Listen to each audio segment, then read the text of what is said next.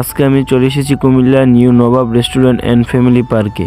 তো hello everyone, আসসালামু আলাইকুম। সবাই কেমন আছেন? আশা করি সবাই ভালো আছেন। তো নবাব রেস্টুরেন্টে ঢোকার জন্য প্রথমে আমরা গেটের সামনে চলে এসেছি। তো পার্কে ঢুকতে আমাদেরকে টিকিট নিয়ে ঢুকতে হবে। তো এটা 20 টাকার টিকিট ছিল কন্টিনিউ, কিন্তু ঈদ সিজন হওয়ায় আমাদের কাছ থেকে 50 টাকা করে টিকিট রেখেছিল। আমরা 3 জন চলে গিয়েছিলাম, 3 জনে 150 টাকা দিয়ে টিকিট কেটে ভিতরে ঢুকে পড়ি।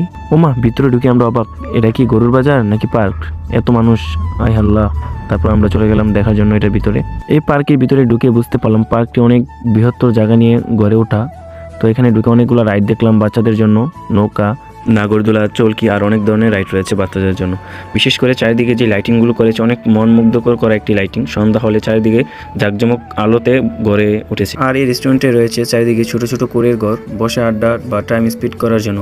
বিশেষ করে কাপলদের জন্য জায়গাটি অনেক সুন্দর, এবং এর সাথে সাথে 2 তলা 3 তলা মতন কুঁড়ের ঘর রয়েছে। উপরে উঠে পুরাটা দৃশ্য দেখা যায়, চারিদিকে অনেক সুন্দর। সাথে রয়েছে পানি, পুকুরের মাঝখানে কুঁড়ের ঘরগুলা গড়ে ওঠা। তো আমি পুরোটা রেস্টুরেন্ট ঘুরে যা বুঝলাম, এটা দেখতে বা ঘুরতে অনেক সুন্দর একটি জায়গা, কুমিল্লার মধ্যে বেস্ট একটা জায়গা গড়ে উঠেছে। আপনারাও চাইলে ঘুরে আসতে পারেন প্রিয় মানুষ, ফ্যামিলিদের এবং বন্ধু বান্ধব নিয়ে। এটি লোকেশন হচ্ছে কোম্পানিগঞ্জ নবীনগর রুটে মেটানগড়ে অবস্থিত।